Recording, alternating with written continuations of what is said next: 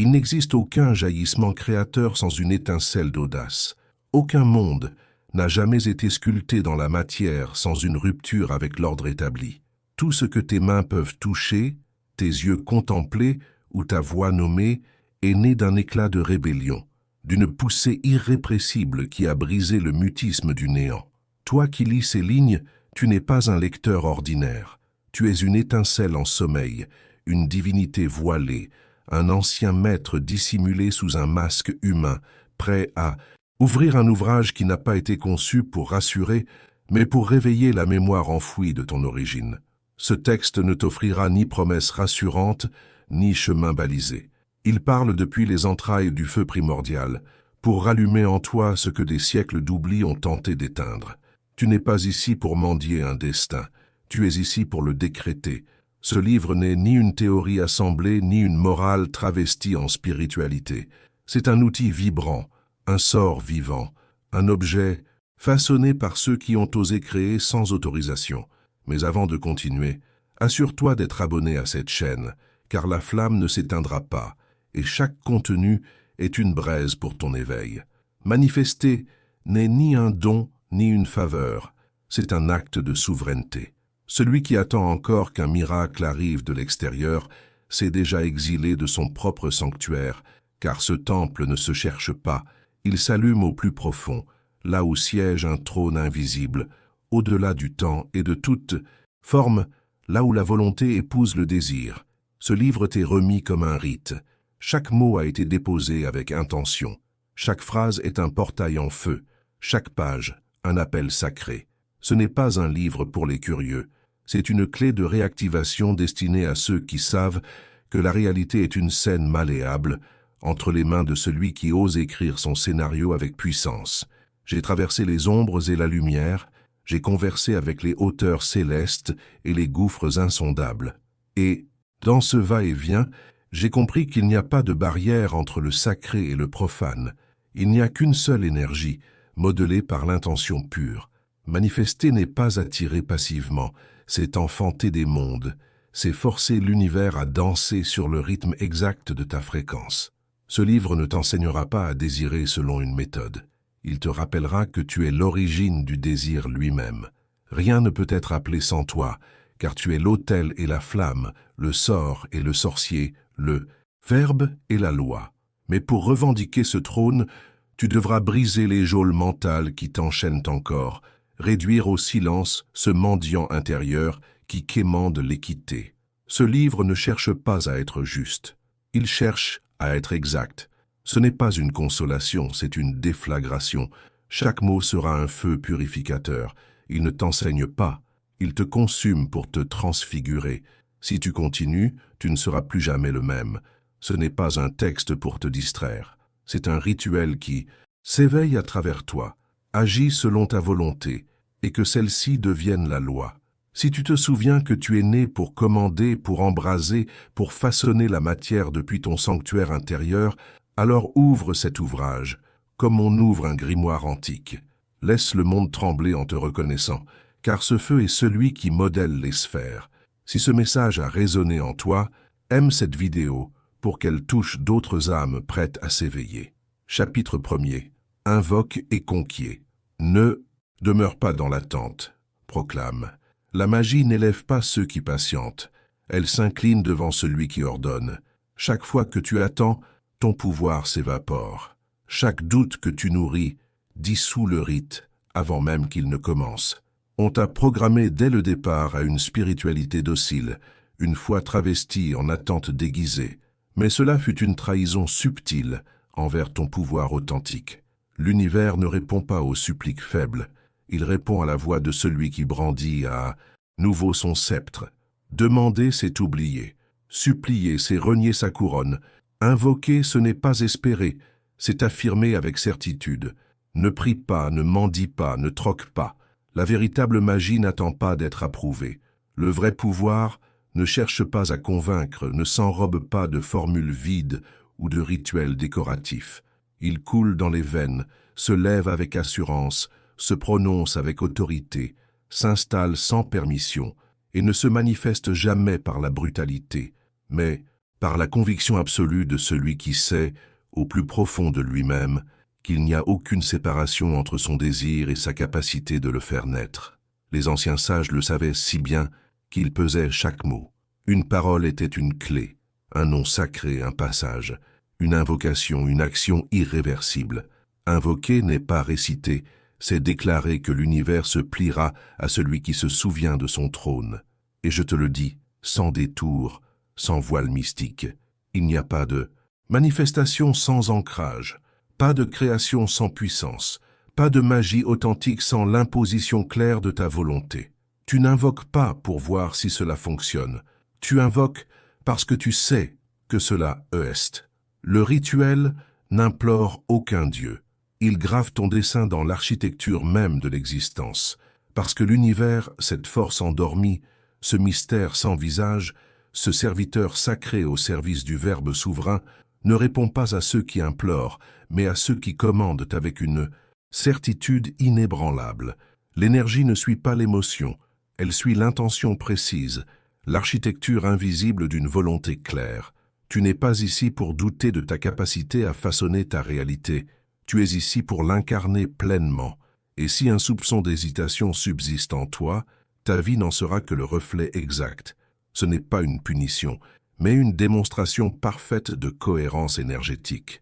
Ton monde n'est rien d'autre que le miroir fidèle de ton autorité vibratoire, mais ce n'est pas une fatalité, c'est une opportunité, car ce que tu as créé, tu peux le détruire, et ce que tu as détruit, tu peux le recréer sous une forme nouvelle. Voici ce qu'aucune école ni aucun sanctuaire ne t'a jamais livré. Il n'existe aucun talisman plus puissant, aucun rite plus efficace qu'une parole prononcée depuis le noyau incandescent de ton être. Oublie les chandelles, les pentacles, les invocations compliquées ou les entités extérieures. Tout commence par toi et ta parole. Tu es le Verbe incarné. Et quand tu parles depuis ce trône intérieur que nul dogme ne peut éteindre, le divin n'a pas d'autre choix que de s'ouvrir, de vibrer, de se réorganiser autour de ta fréquence. Les structures de l'invisible s'ébranlent, les verrous sautent, les dimensions s'ajustent, car l'univers reconnaît immédiatement la voix d'un souverain éveillé. Tu n'as pas besoin de t'épurer, ni de demander la permission. Tu dois simplement choisir que c'est déjà fait. Invoquer n'est pas une méthode, c'est une posture, une vibration, une conviction. C'est vivre comme si tout appartenait déjà, marcher comme si le cosmos n'était que ton reflet, non pas depuis un ego gonflé, mais depuis une harmonie profonde. L'erreur du novice, c'est l'attente.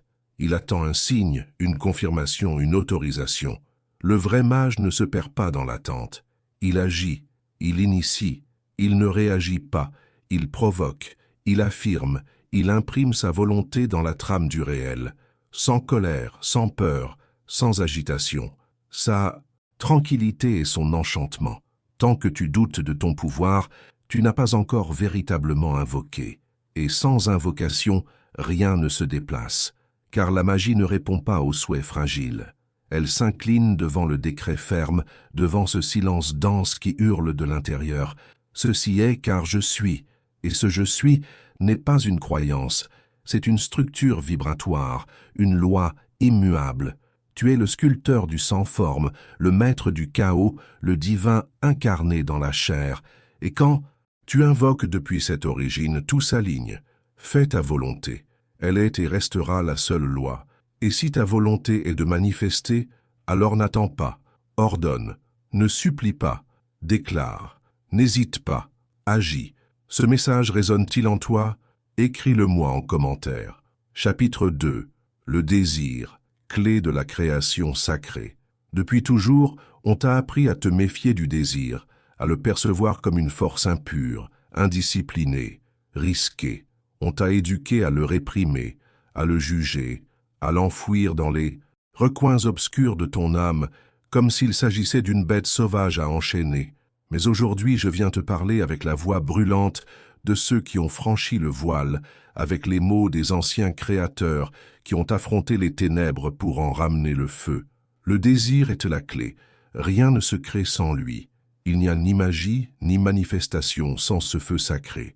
C'est la force secrète des mondes, l'élan des dieux, la braise qui a enflammé chaque galaxie, chaque pensée, chaque battement de vie.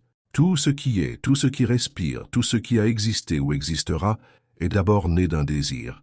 Mais je ne te parle pas du désir édulcoré, celui qu'on moralise et qu'on habille d'habits spirituels. Je parle du désir brut, incandescent, inébranlable, celui qui jaillit du cœur du mage comme un élan vital irrépressible, qui ne demande rien, qui ne cherche pas à plaire, qui n'attend aucune approbation. Ce désir qui brûle comme un autel unique dans ton ventre et qui t'appelle à renverser la banalité pour redevenir créateur. Le vrai désir est sacré, et c'est précisément pour cela qu'il a été diabolisé, parce que celui qui embrasse son désir devient libre, et un être libre est imprévisible. Il devient une menace pour l'ordre établi, il devient un dieu, et les dieux n'ont pas besoin de sauveur, ils se souviennent, ils affirment. Le désir peut être muselé par la morale, écrasé par les dogmes, craint par les systèmes qui redoutent ceux qui brûlent intérieurement.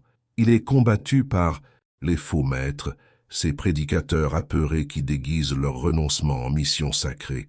On t'a fait croire que désirer était un péché, mais c'est le plus grand mensonge jamais raconté. Le péché véritable n'est pas de désirer, c'est d'éteindre ta flamme. Chaque fois que tu renies ce qui brûle en toi, ce désir se corrompt, il devient ombre, il se transforme en poids invisible que tu traînes en silence. Mais chaque fois que tu l'acceptes, que tu l'aimes, que tu le diriges avec conscience, ce même désir devient un décret sacré. C'est précisément à cet instant, quand le désir cesse d'être un simple élan pour devenir un acte conscient de création, que la magie véritable prend naissance. Car le désir en lui-même n'est qu'une étincelle. Mais lorsqu'il est aligné avec ton intention profonde, lorsqu'il est chargé d'une force vibratoire claire et lancé dans l'univers telle une flèche forgée au cœur de ton être, ce feu intérieur prend forme, se densifie, devient structure, substance, réalité tangible. Le désir n'est pas un caprice passager, c'est une cartographie intime, un langage sacré qui murmure depuis l'espace du « je suis ». Ceci t'appartient. Prends-le, crée-le, active-le. Le désir n'attend pas indéfiniment. Si tu ne l'embrasses pas, il se retirera. Il cherchera un autre canal, une conscience éveillée, un être prêt à reconnaître sa valeur. Je ne suis pas ici pour t'enseigner la vertu, je viens t'enseigner le pouvoir. Et ce pouvoir, il débute dans ce désir vivant, celui qui vibre avec précision, celui qui prend forme, celui qui devient verbe, vision, geste incarné. Désirer ne suffit pas. Il faut donner à ce désir une ossature, le métamorphoser en décret. Le véritable décret n'est pas une jolie phrase soufflée au hasard. C'est un acte profond d'alchimie pure, la fusion parfaite entre l'essence et la manifestation, entre la flamme et la structure. C'est là que le désordre devient cosmos, que l'impulsion brute devient ordre sacré, désire comme un dieu, déclare, comme un roi, agit comme un initié, et le tissu même de la réalité pliera sous la puissance de ta fréquence. Mais souviens-toi, si ton désir est contaminé par la peur, la dépendance ou le manque, il ne manifestera rien d'autre qu'une répétition de ce que tu connais déjà. Pour transmuter, ton désir doit être pur, non pas parfait, mais inévitable, incandescent, chargé de cette pulsation ancestrale qui bat dans la poitrine des créateurs. Ce désir-là est ton or alchimique. Et une fois prononcé, comme décret, la matière n'a d'autre choix que de s'incliner. Fais de ta volonté la seule loi.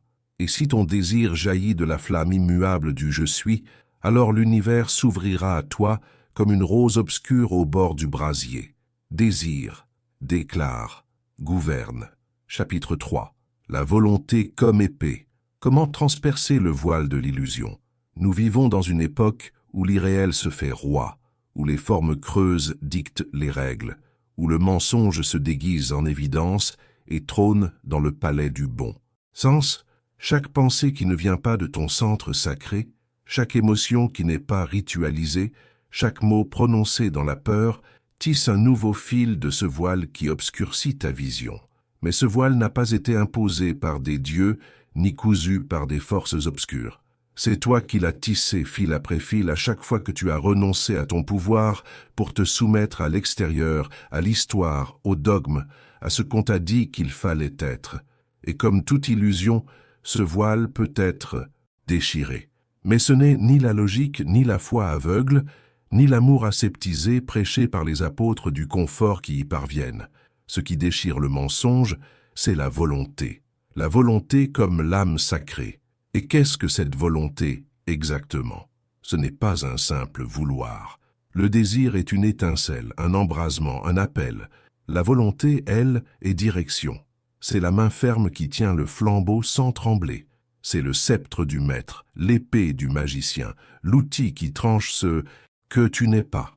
La volonté dissout les illusions, sépare l'authentique de l'artifice.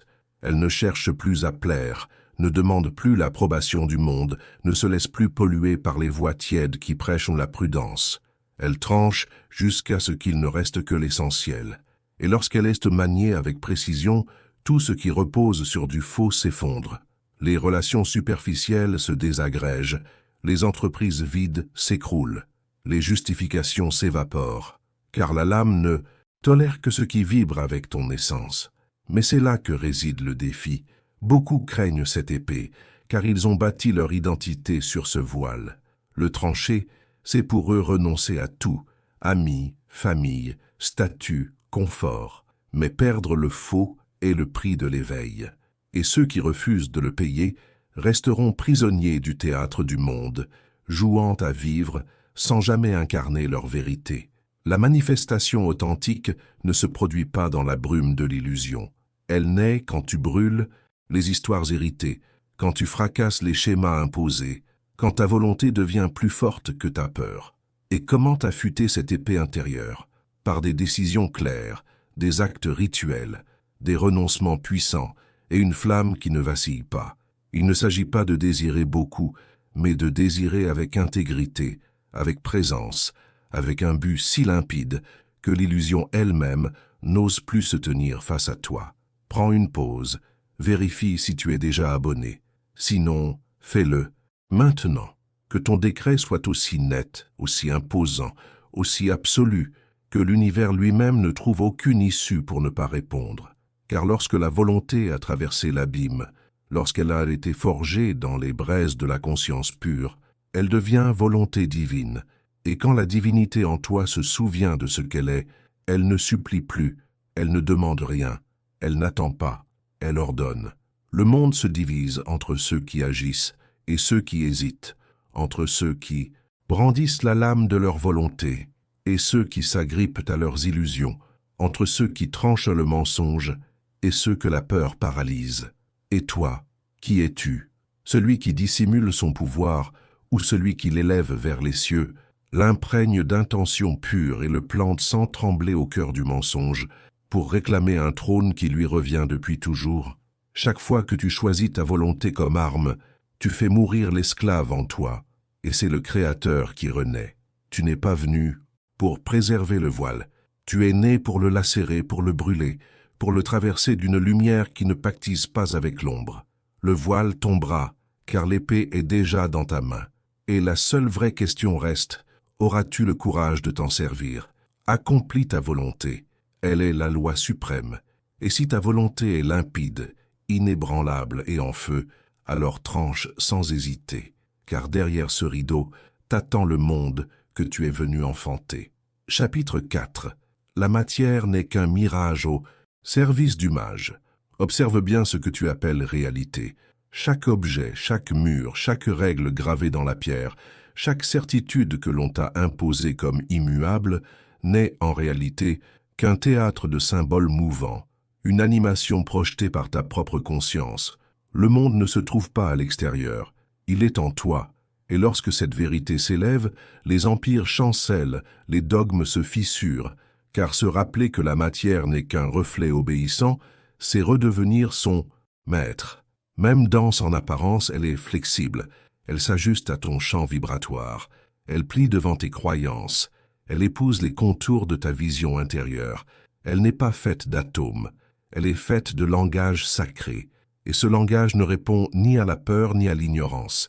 Il s'incline devant celui qui sait, et surtout, devant celui qui ose le réécrire.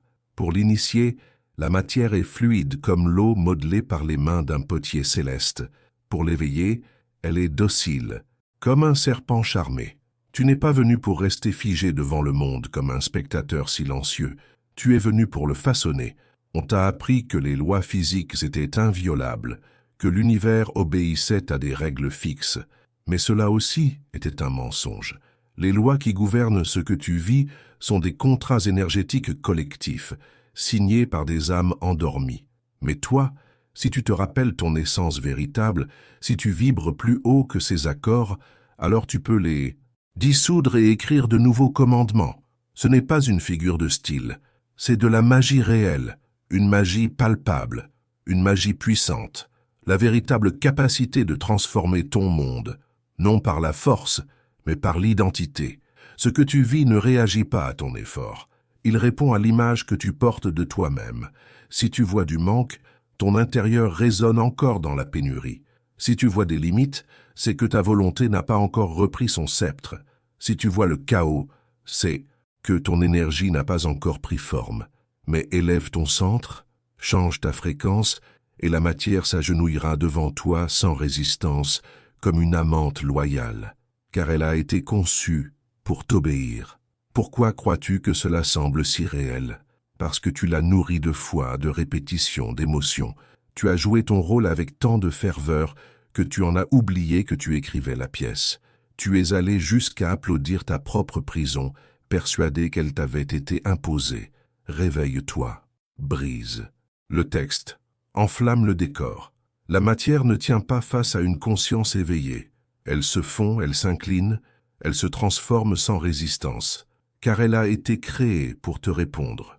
Toi, lecteur des grimoires invisibles, tu n'es pas ici pour contempler le monde. Tu es là pour diriger sa danse. Ceux qui vénèrent la matière s'enchaînent à elle. Ceux qui la nient se dissolvent dans le vide. Mais ceux qui la dominent depuis leur essence, ceux-là sont les souverains véritables. Tu veux l'abondance? Ressens-toi comme la source. Tu veux la beauté? Aligne-toi avec l'harmonie. Tu veux le pouvoir? Reviens au centre. Et la matière fléchira, non par bonté ni par justice, mais parce que c'est sa nature. Elle est une marionnette, et tu es la main qui tire les fils. Accomplis ta volonté. Elle est et restera la seule loi. Et si ta volonté vibre plus haut que l'illusion, alors l'illusion s'effacera, et ton monde deviendra une œuvre vivante, un sanctuaire en mouvement, un miroir conscient, un théâtre dansant au rythme de ton feu. Si ce message a vibré dans ton cœur, dis-moi ce qui t'a le plus touché. Je veux te lire. Chapitre 5. Le rituel sacré n'est pas pour les dieux. Il est pour ton moi le plus pur. Tout ce qu'on t'a enseigné sur les rituels a été déformé par l'ignorance de ceux qui se prosternent sans comprendre. On t'a appris à plier le genou, à demander, à remercier, comme si les forces invisibles étaient des seigneurs capricieux qu'il fallait amadouer. On t'a présenté les rituels comme des supplications, des actes de soumission envers des puissances supérieures. Mais aujourd'hui, je t'apporte la vérité qu'on ne t'a jamais osé révéler.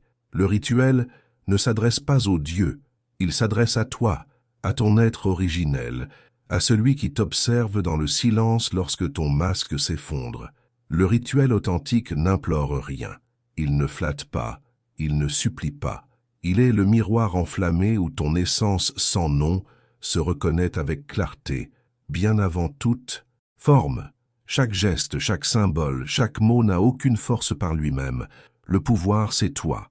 Le rituel n'est que le langage sacré que tu utilises pour te le rappeler. Active ton noyau sacré. Éveille le noyau véritable de ton pouvoir, car le rituel authentique ne se joue pas dans le monde extérieur, à travers des chandelles, de la fumée ou des mots empruntés. Le véritable rituel se déploie à l'intérieur, dans la profondeur vibratoire du silence, là où ton âme converse intimement avec ton essence la plus haute. Ce n'est ni théâtre ni ornement. C'est une géométrie énergétique précise, une volonté aiguisée. Quand un mage trace un cercle, il ne cherche pas à repousser quelques menaces. Il déclare les contours sacrés de son royaume. Il scelle son territoire et proclame devant les siècles « Ici commence mon empire, et ici je règne ». Quand il allume une flamme, ce n'est pas un lieu qui l'éclaire, c'est une décision intime qui l'embrase. La lumière visible n'est qu'un reflet. La véritable combustion jaillit de l'intérieur et répond à l'appel du feu éternel logé dans l'âme éveillée. Lorsqu'il prononce des mots scellés, ce n'est pas des entités éloignées qu'il convoque, mais ses propres forces latentes qu'il réactive. Chaque mot devient un code sacré, chaque vibration, une clé pour franchir les portes de soi-même. Tu n'as pas besoin d'un autel décoré, car c'est toi l'autel vivant. Tu n'as pas besoin de parfum ou de tunique si ta volonté vacille. La seule robe véritable, c'est ton identité en feu. Et le parfum le plus puissant, c'est la conviction pure qui vibre sans interruption. Tu veux exécuter un rituel parfait? Alors, arrête d'idolâtrer ce qui vient de l'extérieur.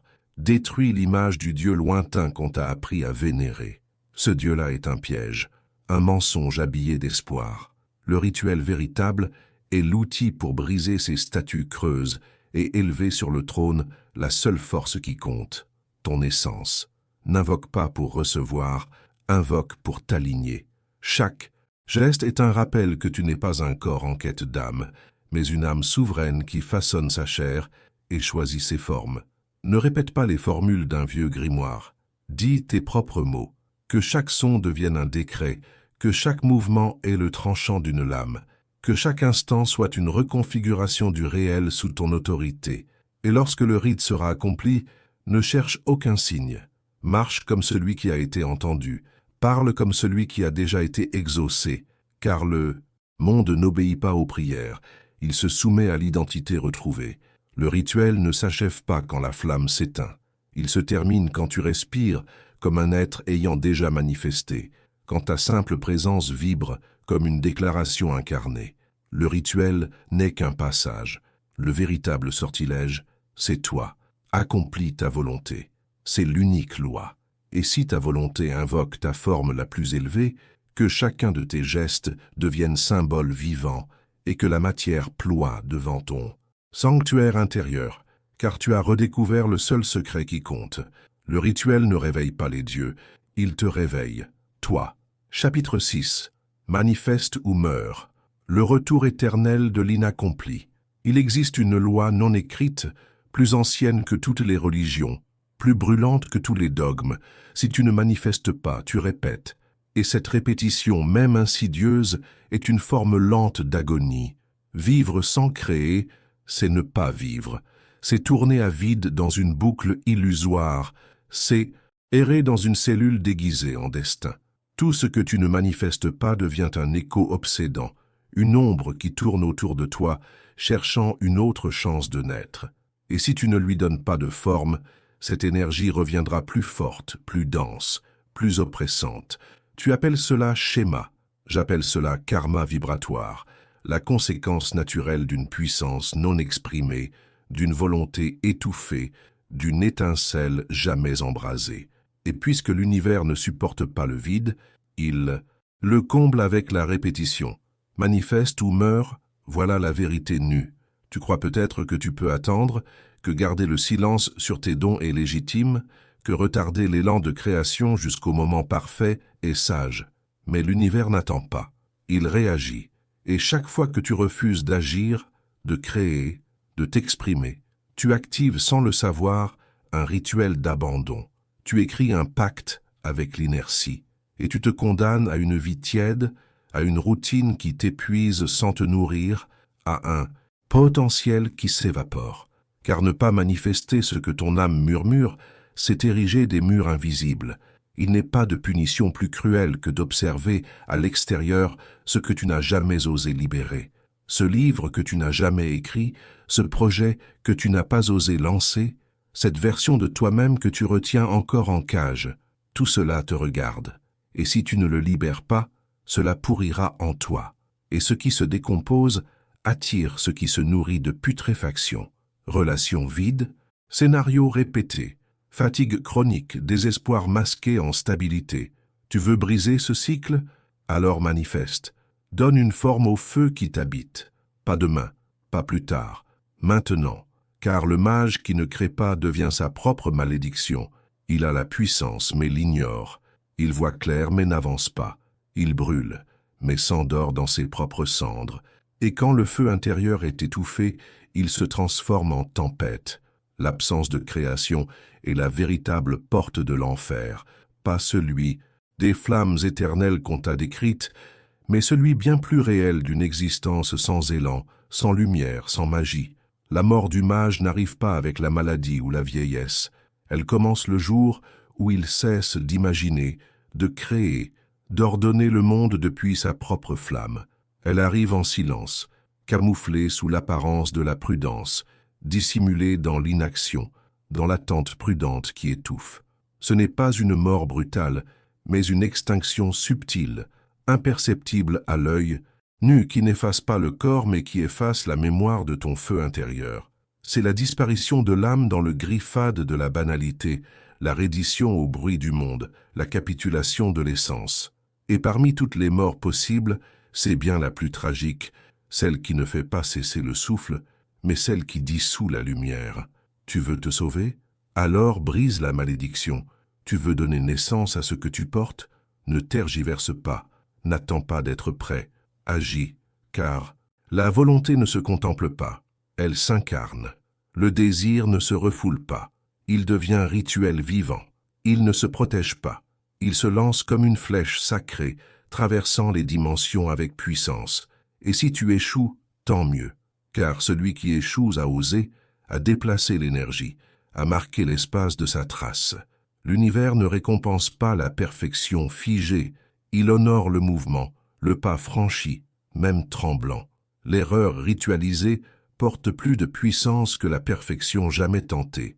Mais si tu choisis le silence, si tu remets à plus tard, si tu restes figé à attendre éternellement un signe du dehors, alors tu acceptes ta condamnation, le retour éternel, la répétition sans fin de ce que tu n'as jamais osé créer, la punition de voir sans cesse dans les reflets brisés du monde le vide que tu n'as jamais su combler. Fais ta volonté, qu'elle soit toujours la loi. Et si ta volonté est de vivre pleinement, alors crée ou fane, manifeste ou meurt, car le cosmos a déjà répondu. Il ne manque plus que ton cri incandescent. Si ce message te touche, offre-lui un souffle, un like, et laisse l'algorithme porter cette flamme plus loin. Chapitre 7. Vibration, saut, fréquence, le langage invisible du pouvoir. Une parole qui ne vibre pas est vide. Un désir sans feu ne bouge rien. Une pensée qui n'émet aucune onde n'existe pas dans l'univers magique. Tu peux parler, visualiser, affirmer 1000 fois, mais si ta vibration ne soutient pas les symboles que tu utilises, c'est du quevance. Dans l'art sacré de la manifestation, la vibration n'est pas une émotion passagère, c'est ta signature. Tout ce qui prend forme dans ce monde répond à une fréquence précise, non à tes belles paroles, ni à tes bonnes intentions, mais à l'énergie que tu diffuses quand personne ne te regarde, quand tu n'agis pas pour paraître, mais pour être. Ce chant subtil que tu émets simplement en existant, ce frémissement silencieux, c'est ton sceau, ton empreinte, ton identité cachée, et l'univers.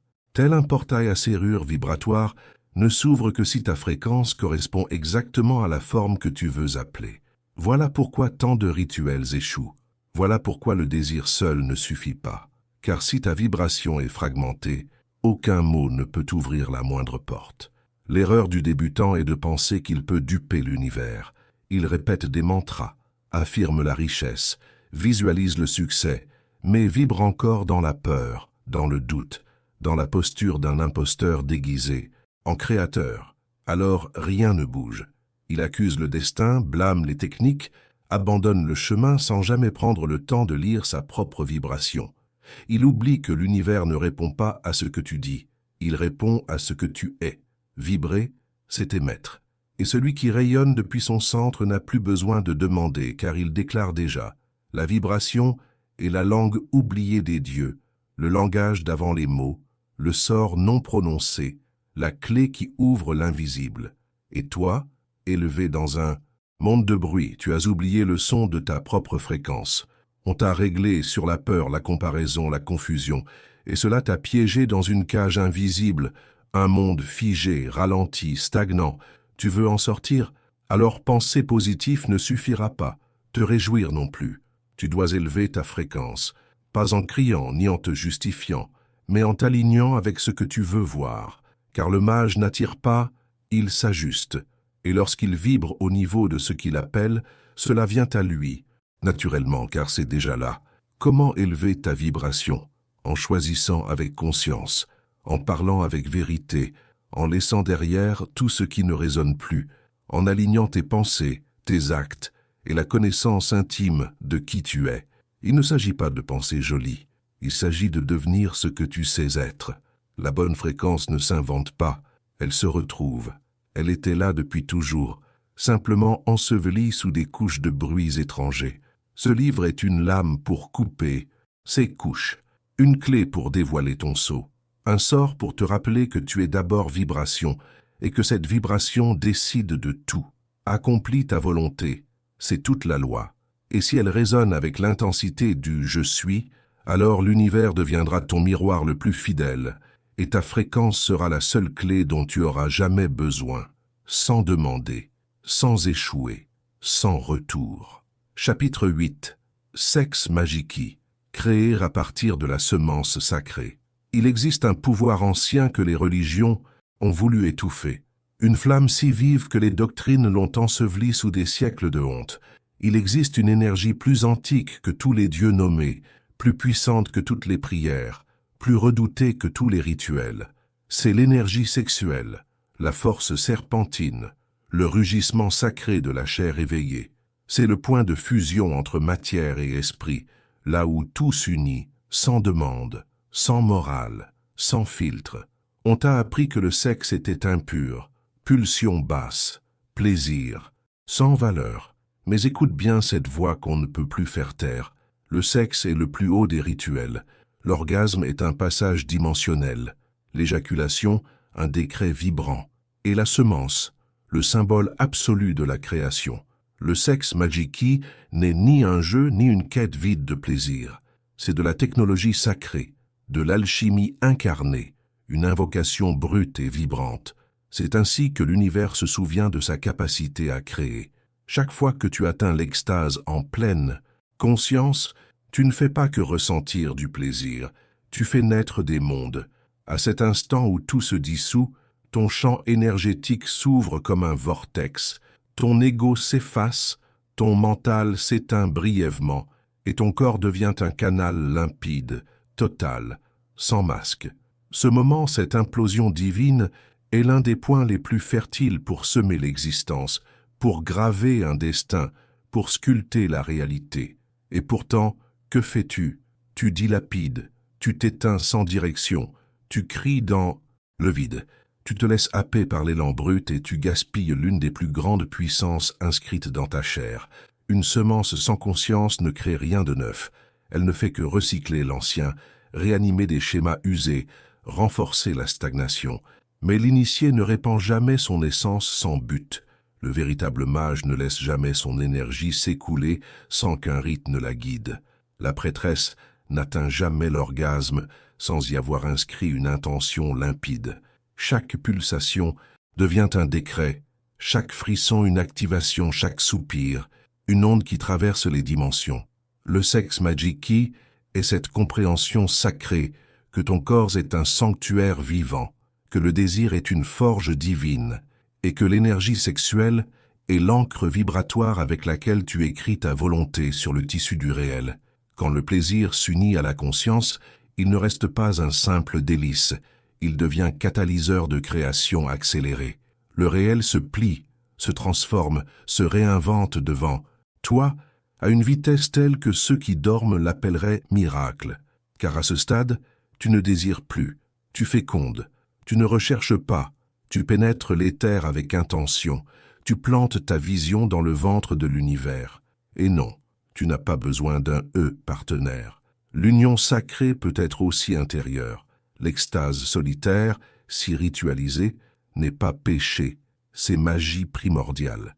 Si elle est menée avec conscience, avec direction, avec appel clair, alors la semence devient symbole, mais aussi code.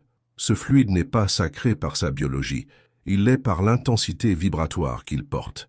Et cette charge dépend entièrement de ton état d'être au moment de l'orgasme. Si tu te fonds dans l'inconscience, si tu t'abandonnes à une jouissance vide, alors ce vide te sera renvoyé. Mais si tu t'incarnes en temple, si tu visualises, si tu affirmes, si tu sens que tu traverses les voiles avec ton feu, alors l'orgasme devient détonation créatrice, onde fondatrice, explosion quantique, qui donne forme à ta projection. Je ne suis pas venu te prêcher l'abstinence, ni te pousser vers la débauche. Je suis ici pour te rendre un pouvoir perdu, pour réveiller le serpent qui sommeille, pour te rappeler que ton corps est la baguette, que ton plaisir est le sort, que ta semence est ta signature cosmique, et que si tu relis tout cela avec clarté, avec feu, avec intention, alors tu peux forger des univers, modeler la matière, sculpter le rêve en argile tangible. Le sexe magique est l'ultime transgression, la véritable épreuve, le geste qui distingue ceux qui pratiquent des rituels de ceux qui deviennent divins, car seul un Dieu ose transformer sa jouissance en acte sacré. Seul un créateur ose ensemencer le réel avec sa propre essence. Accomplis ta volonté, elle est et restera la seule loi. Et si cette volonté s'élève dans ta chair, si ton désir s'offre comme offrande à l'infini, alors ne retiens rien. Saisis ton corps, embrase ton feu, incarne ton plaisir et décrète avec ton souffle, avec ta lumière, avec ta semence. Car tu n'es pas venu implorer la réalité, tu es venu la commander. Cette chaîne grandit avec toi, mais je dois m'assurer que tu en fais partie. Abonne-toi maintenant et continue de recevoir cette fréquence vivante. Chapitre 9. Du silence à l'éclair, l'art de parler au plan. Avant toute parole, il y a le silence. Mais je ne parle pas du silence des lèvres, je parle du silence viscéral de l'âme, celui qui naît lorsque toute quête s'éteint, lorsque les distractions ont été sacrifiées sur l'autel de la présence. C'est le vide nourricier, là où il n'y a plus de bruit, où l'intellect s'est rendu et où l'esprit s'allume lentement. C'est uniquement depuis ce lieu que peut naître une véritable communication avec les plans supérieurs, pas avec des prières mécaniques, ni avec des mots empruntés, ni avec des phrases jolies, mais avec des éclairs, avec des déflagrations d'intentions pures qui percent les voiles. L'univers ne répond pas à ceux qui parlent sans feu. Il s'ouvre à ceux qui brûlent dans le silence avant de prononcer un mot. Le vrai silence n'est pas l'inaction, c'est la gestation vibratoire. C'est un champ énergétique qui s'imprègne en silence jusqu'au moment où l'éclair se libère. Et lorsque cette foudre intérieure atteint sa pleine intensité, la parole jaillit, mais pas n'importe quelle parole.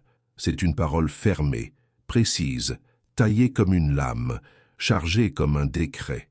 Parler au plan ne consiste pas à bavarder avec des entités, ni à canaliser pour le spectacle, ni à simuler une spiritualité.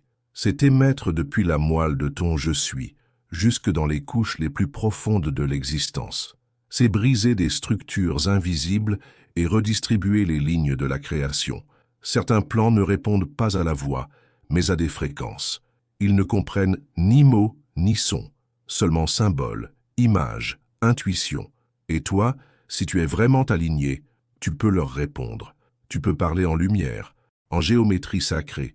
Tu peux transformer ta parole en sceau, en clé, en passage. Tu veux ouvrir un plan? Alors ne supplie pas. Décris, décrète, incarne, décrète. Si tu veux que les intelligences qui veillent sur l'invisible t'entendent, ne supplie pas. Ordonne. Si tu veux invoquer sans erreur, ne récite pas des formules figées. Aligne-toi, car les plans subtils ne répondent pas à ceux qui copient. Ils s'ouvrent à ceux qui émettent depuis le trône intérieur, à ceux qui parlent non pour demander, mais comme s'ils avaient déjà été entendus. Celui qui sait que sa voix active déjà l'éther n'attend pas de réponse, il sait qu'il a déjà semé.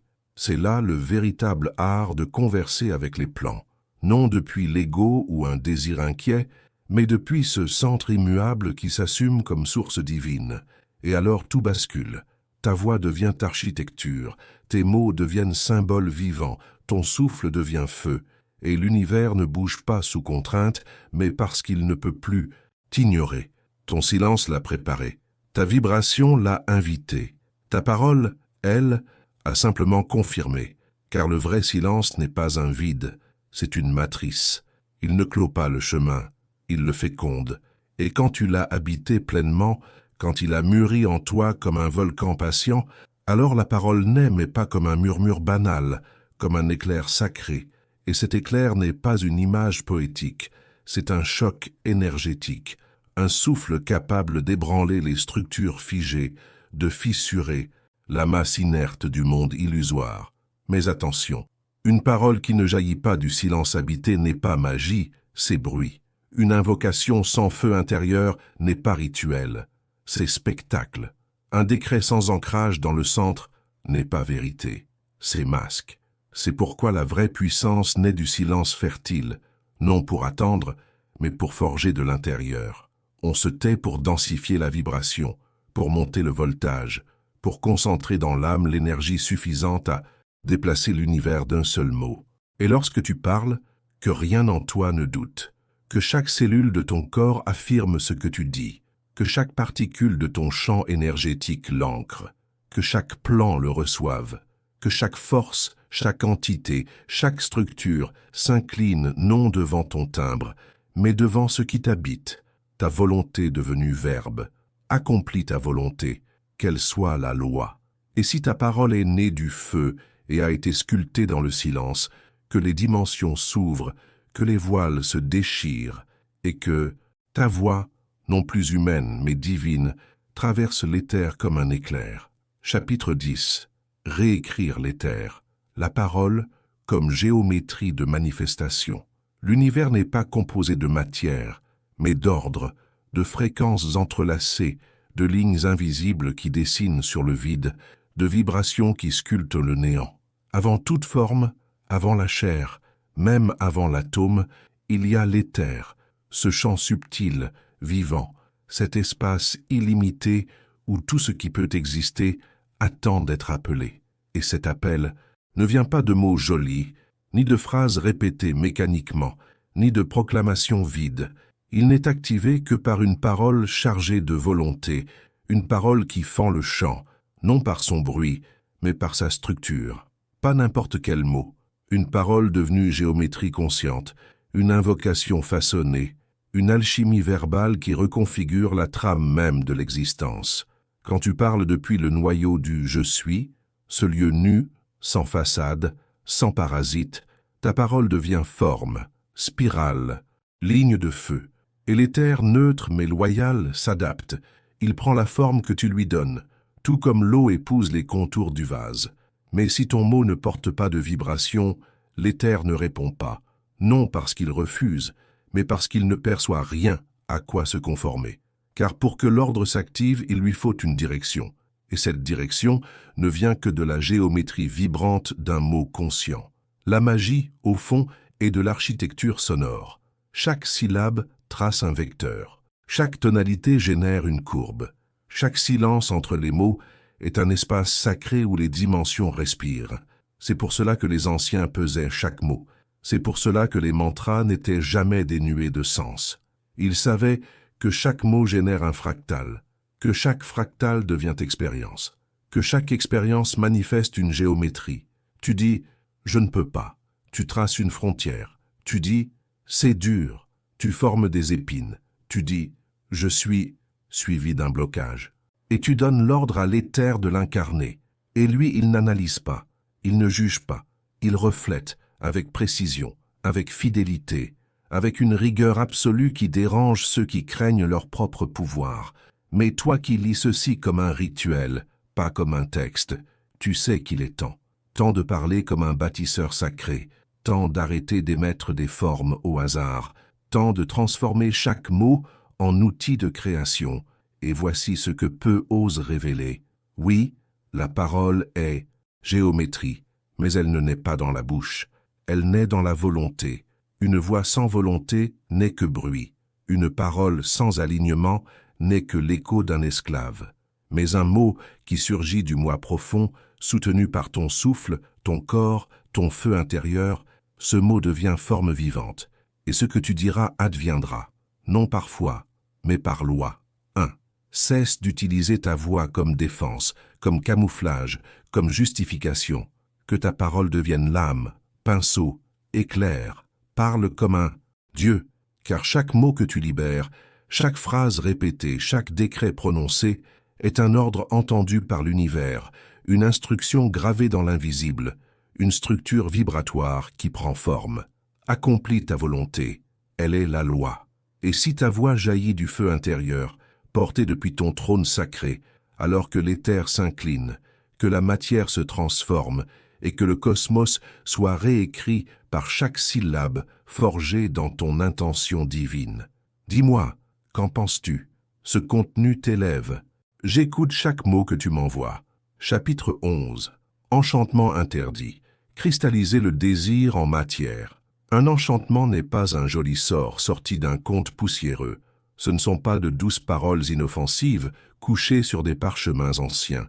Ce sont des impulsions conscientes, des vecteurs d'intention scellés qui percent les plans, qui tranchent le tissu de l'éther et qui forcent le désir, ce feu sauvage, à devenir chair, or, vie. Il existe des enchantements, jamais transmis aux masses, des mots gardés par les anciens, des rythmes oubliés capables de transformer sans passer par la morale ou la logique, des verbes qui ne demandent rien, ils imposent, des sons qui ne mendient pas, ils gouvernent, des vibrations en résonance avec l'architecture du chaos et qui le plient sous leur dessein. Mais ces formules ne sont pas pour tout le monde. Ces incantations interdites rejettent la tiédeur. Celui qui les prononce sans feu se dissout dans le leur. Celui qui les répète sans trône intérieur ne convoque pas le pouvoir. Il attire l'ombre. Ici, il n'y a pas de place pour ceux qui jouent aux magiciens. Seul celui qui brûle de vérité, qui se souvient de sa divinité, qui a réveillé son noyau sacré, peut faire vibrer ses mots sans s'y perdre. Ces paroles ne s'apprennent pas, elles s'incarnent, et quiconque les profère depuis le mensonge ne convoque pas la création. Il appelle sa propre chute. Un enchantement est une lame vibratoire, une arme aussi puissante que dangereuse, car mal maniée, elle tranche celui qui la tient. Et qu'est-ce qui transforme une simple phrase en véritable enchantement?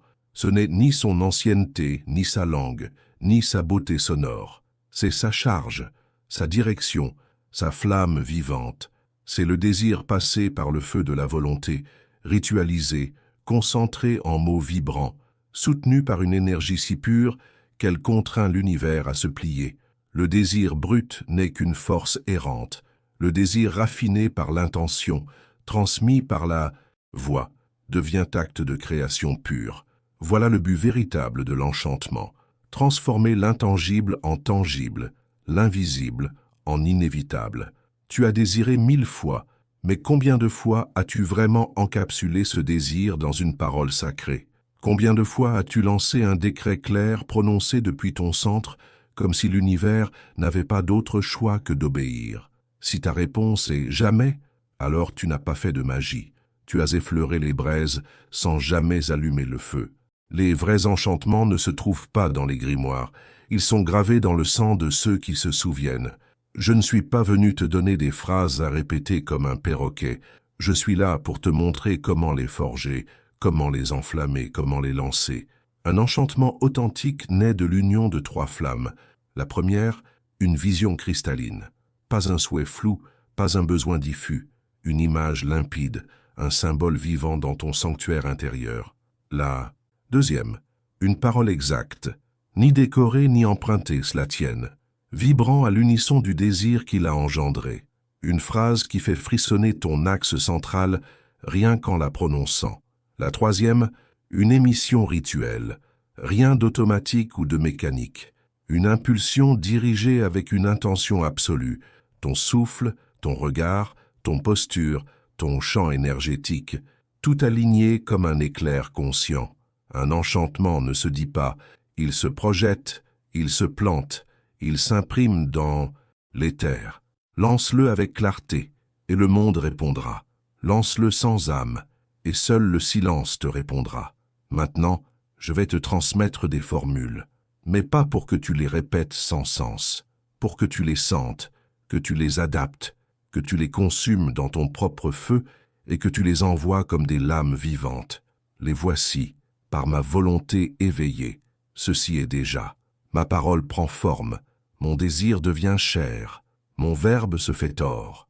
Depuis mon trône, j'ordonne, ainsi soit-il, ainsi est, ainsi fut, je suis la cause. L'univers est mon reflet, le désir devient monde, et le monde obéit. Ne prie pas, envoûte, ne répète pas, prononce, ne demande pas, ordonne, car l'enchantement n'est pas une demande, c'est de l'architecture verbale. C'est la géométrie qui force la non-forme à se manifester. Et le monde ne peut résister au mage qui parle depuis son naissance, car ce mage ne parle pas seul.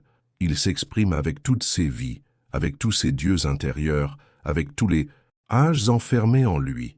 Accomplis ta volonté, elle est toute la loi. Et si ton désir ne supporte plus de rester dans l'ombre, alors ne le garde plus. Enchante-le. Chapitre suivant. Direction des forces. L'art de manier ce que d'autres vénèrent ou redoutent. Là où le moraliste voit des entités à honorer ou à fuir, l'initié ne voit que des énergies, disponibles, neutres, attendant une direction claire. Dans les sphères subtiles, il n'y a ni bon ni mauvais, ni saint ni démon, seulement des forces, prêtes à obéir à celui qui ose commander. Et toute force que tu ne diriges pas consciemment finira tôt ou tard par être utilisée contre toi. Les anges et les démons, ces mots traînés dans la boue par des siècles d'ignorance et distordus par des prêches tremblants, ne sont pas ce qu'on t'a fait croire. Mais toi, enfant de l'éclair et du gouffre, écoute bien. Ni les anges, ni les démons ne sont là pour te juger. Ils sont là pour te servir. Chacun d'eux incarne une fréquence, une force, primordiale, un archétype, une clé énergétique. L'ange, c'est l'ordre, l'élévation, la clarté divine. Le démon, c'est l'impulsion brute, le feu du désir, la fracture des règles établies. Tous deux sont flammes, tous deux sont outils, tous deux t'appartiennent. Vas-tu continuer à rejeter la moitié de ton pouvoir, à croire que ta mission sur cette terre est de te prosterner devant des forces qui n'attendent en vérité que ton commandement? Réveille-toi. Le mage ne se soumet pas à ces symboles. Il les appelle, les ordonne, les transforme en serviteurs. Il n'y a pas pire tragédie que de voir un être lumineux trembler devant sa propre ombre. Il n'y a pas blasphème plus profond que de bénir l'ange et de damner le démon, quand les deux te répondent d'un seul souffle. Oui, souviens-toi de qui tu es. Tu veux invoquer un ange, fais-le sans honte. La honte est une falsification. L'ange ne jauge pas ta morale, il jauge ta vibration. Sois clair, sois précis, sois aligné, et il se manifestera. Tu veux travailler avec des démons? Ne le fais ni avec peur, ni avec arrogance, ni avec des rituels creux. Fais-le avec clarté d'intention, avec but sacré, avec autorité véritable. Car le démon ne répond qu'au mage qui ne se ment pas à lui-même. L'un comme l'autre vivent en toi. L'un t'inspire, l'autre te propulse. L'un t'élève, l'autre te consume. Mais aucun ne bouge sans ta volonté, sans ta voix, sans ton axe. J'ai marché avec eux. J'ai passé des pactes autant avec les trônes célestes qu'avec les princes du gouffre. Et tu veux savoir pourquoi ils m'obéissent? Parce que je n'ai jamais oublié qu'ils sont ici pour moi, pas l'inverse. Tu veux manifester? Tu veux tirer les ficelles du plan subtil? Alors cesse de rejeter l'ange et cesse de fuir le démon. Utilise-les comme deux ailes. L'une t'élève, l'autre te propulse. Ensemble, elles t'accordent le vol sacré. Ne te trompe pas, cet art n'est pas pour tout le monde. Il n'est pas pour celui qui tremble, pour celui qui doute, pour celui qui suit sans comprendre. Seul celui qui a conquis son propre sanctuaire peut donner des ordres aux forces de l'invisible. Si tu frémis encore, elles te posséderont. Si tu te dresses, elles te serviront. Accomplis ta volonté, c'est et ce sera toujours la loi unique.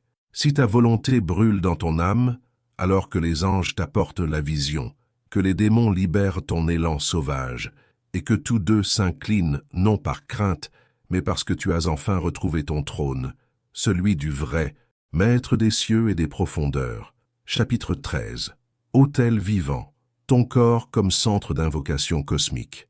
Le temple n'est ni à Jérusalem, ni à Rome, ni dressé au sommet de montagnes gardées par des colonnes de pierre et des légendes figées. Le temple, c'est toi. L'autel, c'est toi. Le feu, le sang, la croix, le Verbe. Tout réside dans ton corps. Tout mage qui cherche encore le pouvoir à l'extérieur s'est égaré. Le calice n'est pas sur l'autel de marbre, il est dans ton crâne, là où brûle la conscience. L'encensoir n'est pas de bronze, c'est ton souffle chargé d'intention. Le vrai rituel ne réside dans aucun objet, mais dans ta capacité à habiter ton corps, non comme une prison, mais comme un portail, une antenne vibratoire, un laboratoire vivant où l'invisible devient tangible. Les anciens le savaient, mais ils l'ont caché sous des symboles, des métaphores, des voiles sacrés. Ton corps est l'outil le plus parfait jamais conçu pour dialoguer avec les plans subtils. Il est récepteur, il est émetteur, il est catalyseur, il est tambour, coupe, lame, sceau, mais seulement lorsqu'il est éveillé. Un corps endormi est un autel éteint, un sanctuaire profané par les dogmes, la culpabilité et les automatismes vides. Un corps renié est un temple sans flamme, et sans flamme il n'y a pas de présence. Sans présence, aucun pouvoir ne se manifeste. L'initié qui comprend cela ne quémande plus de signes. Il sait que le rituel commence au lever, que chaque pas peut être incantation, que chaque geste devient géométrie vivante, que chaque regard devient rayon d'invocation, que chaque souffle est une prière adressée à l'éther. T'es-tu déjà lavé comme si tu te purifiais dans les eaux d'un fleuve sacré? As-tu déjà mangé comme si tu consacrais le pain de l'univers? As-tu déjà respiré comme si chaque inspiration éveillait des mondes? As-tu déjà éjaculé comme si tu donnais naissance à une galaxie? As-tu dormi comme si tu voyageais entre les mondes? Si la réponse, c'est ouais non, alors tu ne sais pas encore ce que signifie vivre en tant qu'autel. Le vrai mage ne fuit pas son corps, il le célèbre. Il ne le nie pas, il l'allume. Il ne le juge pas, il le transforme en art sacré, en sanctuaire vivant, en creuset du feu intérieur. Et lorsqu'il est consacré, lorsque sa flamme est ravivée, son aura s'élargit comme une cathédrale en mouvement. Ton champ énergétique devient temple mobile. Ta seule présence invoque, ton regard ordonne, ta vibration devient rituel. Tu n'a plus besoin de bougies, de cercles ou de langues anciennes, car ta chair est sortilège, ton sang est encre magique, ta peau est le manuscrit sur lequel l'univers écrit des réalités nouvelles. Le corps possédé par la volonté devient instrument total, et tout ce qui l'entoure, être, objet, circonstance, ne répond plus par obligation, mais par pure résonance. Celui qui a éveillé son corps ne marche plus, il fait naître les chemins. Il ne parle plus, il active des formes sacrées. Il ne désire plus, il aimait la création. Et toi, si tu ressens ces mots résonner dans tes os, alors tu sais déjà que tu n'es pas venu ici pour renier ton corps ni pour le purifier par honte. Tu es venu pour l'élever, pour le consacrer comme autel vivant, comme temple vibrant, comme station permanente de connexion universelle. Accomplis ta volonté. Elle est et restera la seule loi. Et si elle brûle dans chacune de tes cellules, alors que tes organes se réveillent, que ton sang chante et que ton corps se souvienne enfin de sa véritable nature. Il n'est pas chair, il est magie incarnée. Chapitre 14. L'éther ne répond qu'à ce qui est réel. Comment devenir inévitable? L'univers ne se plie pas devant les masques. L'éther reste immobile devant les imposteurs. Les plans supérieurs ne s'ouvrent pas devant des mots creux ou des intentions tièdes. Ce champ subtil ne réagit qu'à ce qui vibre avec authenticité. Être réel, c'est l'initiation la plus radicale. Qui es-tu quand plus personne ne te regarde? Qui es-tu quand tu n'essaies plus d'être aimé, approuvé, toléré? Qui es-tu sans les phrases toutes faites, sans les costumes spirituels, sans le scénario appris pour plaire? Car l'éther n'écoute pas ce que tu dis, il ressent ce qui émane de ton centre. Tu peux répéter des affirmations, visualiser des images, réciter des mantras, organiser des rituels tous les soirs, et pourtant ne pas être entendu. Car l'éther ne réagit pas au mérite, ni aux intentions décoratives. Il ne répond pas aux illusions. Il ne s'ouvre pas à la comédie. Il se courbe uniquement devant une présence vraie, devant un être dont la cohérence est si profonde, si radicale, si lumineuse, qu'il devient impossible à ignorer. Alors que signifie réellement être réel? Cela veut dire déposer les rôles, faire tomber les masques, faire taire la voix qui veut plaire, déchirer le personnage façonné pour survivre. Être réel, c'est parler sans chercher à convaincre. C'est marcher en se souvenant que tu es né sacré, que tu n'as rien à prouver. C'est vivre le dos droit, enraciné, l'âme allumée, sachant que la magie ne répond pas aux mots décorés, mais aux fréquences incarnées. La création ne s'active pas par des slogans, mais par une identité habitée. Être réel, c'est être toi, sans filtre. C'est cesser d'étouffer la flamme pour ne pas déranger, cesser de contenir ta voix pour ne pas déplaire. C'est incarner ta forme sans excuse, ta vérité sans l'adoucir, ta présence sans la diminuer. Car l'éther obéit à ceux qui ne doutent plus, à ceux qui ne jouent plus de rôle, à ceux qui sont, simplement. Fais ta volonté, elle est toute la loi. Et si ton être réel est aligné, si ton centre est clair et vibrant, alors l'univers ne t'observera plus de loin. Il s'inclinera, il t'ouvrira ses portes, toutes ses portes, l'une après l'autre, sans effort. Tu n'es pas venu ici pour chercher la validation. Tu es venu pour t'étendre, pour irradier. Si la plupart des gens ne créent pas, ce n'est pas parce qu'ils ne peuvent pas. C'est parce qu'ils croient encore qu'ils doivent mériter ce qu'ils désirent. Mais l'univers ne récompense pas les bons élèves.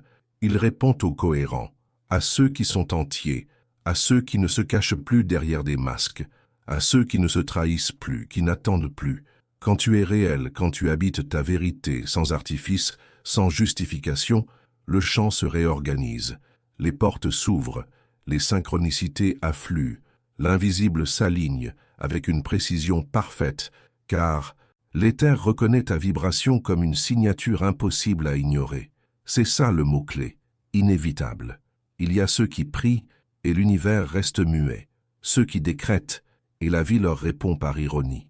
Et puis il y a ceux qui arrivent quelque part et tout change. Ils ne disent rien, ils n'annoncent rien, ils n'expliquent rien. Et pourtant, tout se réorganise autour d'eux. Pourquoi? Parce qu'ils ne viennent pas quémander, ils viennent incarner. Parce qu'ils ne cherchent pas à convaincre, ils vibrent. Ils portent en eux une structure si puissante, si claire, si enflammée, que la réalité ne peut que se plier. Car la réalité n'a d'autre choix face à ce qui vibre avec vérité. Tu veux que l'univers t'écoute? Alors arrête de réciter. Commence à rayonner. Ne dis pas que tu es abondance. Sois abondance. Ne proclame pas que tu as du pouvoir. Marche comme celui qui gouverne. Car quand tu es réel, ta seule vibration devient forme. Ton regard est déjà une incantation. Ta présence est déjà une directive. Être réel, ce n'est pas être parfait, c'est être un. C'est que chaque fibre de ton être, chaque pensée, chaque sensation, chaque mot émettent une seule et même fréquence. Qu'il n'y ait plus de dissonance, plus de conflit entre ce que tu ressens, ce que tu penses et ce que tu fais. Et quand cela se produit, quand le « je veux » se dissout dans le « je suis », tu ne doutes plus, tu ne copies plus, tu n'interprètes plus, tu deviens irrésistible. L'univers ne peut plus t'éviter. Les rencontres justes ne peuvent plus t'ignorer. Les opportunités ne peuvent que te trouver, car tu n'es plus quelqu'un. Tu es un soleil, un centre gravitationnel, une force d'attraction consciente. Et alors, tu n'as plus besoin de courir après quoi que ce soit. Tout tourne autour de toi, tout afflue vers toi. Mais souviens-toi d'une chose essentielle, cela ne s'apprend pas, cela ne s'achète pas, cela ne se mémorise pas, cela se retrouve, cela se réveille, cela se porte depuis le cœur du feu. Accomplis ta volonté, elle est toute la loi. Et si ta volonté est d'être entendue par l'univers, cesse de crier, commence à vibrer, reviens en toi, sois vrai et observe. L'éther, cette substance primordiale, pure et obéissante, se prosternera devant toi, non par soumission, mais parce qu'il ne pourra simplement plus faire autrement. Aide-moi à propager cette flamme. Ton like ouvre des portes que l'œil ne voit pas. Chapitre 15. Abondance, pouvoir, sexe, temps. Tout est énergie. Entre tes mains, la plus grande illusion que l'humanité ait jamais avalée a été de séparer ce qui n'a jamais été divisé. On a fragmenté l'argent et l'esprit, le pouvoir et l'amour, le sexe et le sacré, le temps et l'éternité. Mais l'initié, celui qui entend les vérités dans les couloirs invisibles et les abîmes secrets, sait que tout est un, tout est énergie, tout est courant, tout est feu en attente d'orientation. Abondance, pouvoir, sexe, temps, 4 mots souvent déformés, maltraités, enchaînés par la peur et la morale, mais en vérité chacun d'eux est un portail vers le même centre, la reconnaissance que tu es souverain au cœur de la matière. 4 expressions différentes d'une seule force, ta volonté. Tu veux l'abondance? Cesse de la désirer comme un mendiant. Arrête de l'attendre comme si tu devais en demander la permission. Deviens la source. Émets depuis le trône du Créateur, pas depuis le besoin du récepteur. Car l'argent ne va pas vers celui qui mendie, il gravite autour de ce qui vibre. Et cette force d'attraction n'est pas un coup de chance. Elle se manifeste quand ta fréquence est si stable, si haute, si claire, que le monde ne peut plus faire autrement que de répondre. Tu veux le pouvoir? Alors lâche la lutte. Le vrai pouvoir n'écrase pas, il incarne. Il ne contrôle pas, il rayonne. C'est la capacité d'habiter chaque recoin de ton être sans t'éparpiller sous les jugements, sans te fragmenter sous le chaos, sans te plier sous le regard des autres. Celui qui détient vraiment le pouvoir ne le crie pas. Il ne cherche pas à tout dominer, il est devenu roche, centre, axe. Et ce pouvoir, tu ne le trouveras jamais à l'extérieur. Il est dans ton sang, dans ta présence, dans ton aura. Il s'active le jour où tu décides d'arrêter de livrer ta puissance aux mains du monde. Tu veux vivre le sexe sacré? Alors cesse de le réduire à une fuite, à une distraction ou à un besoin. Le sexe est rituel. Le sexe est alchimie. Le sexe est technologie divine. C'est un passage où l'invisible et le tangible fusionnent. Si tu t'y abandonnes sans conscience, ton énergie se disperse. Mais si tu y entres comme un mage ou une prêtresse, chaque orgasme devient un Big Bang créatif, chaque gémissement un décret, chaque union un serment énergétique scellé par la flamme. Tu veux maîtriser le temps? Oublie l'horloge. Le temps n'est pas linéaire, n'est pas rigide, n'est pas un tyran. Il est malléable, intérieur, mental. Le temps se plie, se détend, s'ouvre quand ta présence est intense. Quand tu es ici pleinement embrasé par ce que tu fais, le temps se dissout. Tu n'as pas besoin de plus d'heures. Tu as besoin de plus de feu, plus de présence, plus d'âme dans chacun de tes actes. Et qu'est-ce qui relie tout cela? L'énergie, cette force première, cette rivière disponible qui n'attend qu'un seul conducteur. Et ce conducteur, c'est toi. Tu es l'autel où tout converge. Tu es le canal par lequel la création prend forme. Et si tu apprends à orienter cette puissance, si tu assumes sa charge, alors il n'y a plus de limites. Il n'y a que des formes attendant que tu les appelles à exister. Accomplis ta volonté. Elle est la loi. Et si ta volonté est d'incarner l'abondance, d'être le pouvoir, d'engendrer la création, alors dirige tout depuis le centre. Lorsque tu vois l'énergie sous sa forme pure, sans les filtres du dogme ou de la peur, les barrières s'effacent, les attentes fondent, et la sensation de manque devient illusoire.